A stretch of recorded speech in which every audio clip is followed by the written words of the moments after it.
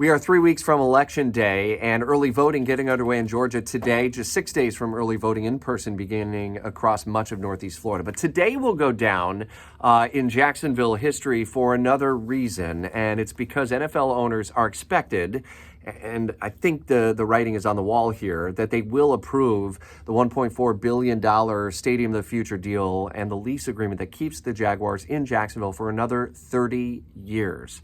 Significant day, despite the product on the field and how we're feeling about the start of this season and the disappointments that have happened, not just in recent weeks, but in years and even a generation of Jaguars fans. Still a significant moment. And by this afternoon, we should know, as the ink is drying on that vote, 24 of 32 NFL owners need to approve it.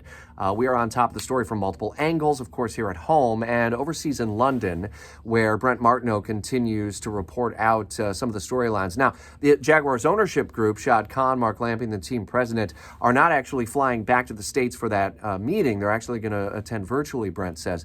But he'll be able to get that instant reaction from the Jags ownership. Mayor Deegan, who is overseas as well. Remember, every year with the Jaguars trip, we usually see city leaders and even state officials from time to time on an economic development mission as well. So a pretty significant day in Jacksonville history, and we'll certainly be on top of developments throughout the day. Be listening to Jacksonville's Morning News for around-the-clock coverage of You Decide 2024 now, as the schedule tells a story. I'll never forget Jamie Dupree, our former colleague and close friend, will continuously say that in any political campaign. And with 3 weeks left, the schedule is telling a story about the states and the communities within those states that are going to matter to the Trump and the Harris ticket, from Georgia and Pennsylvania to North Carolina and Wisconsin, kind of the big four right now.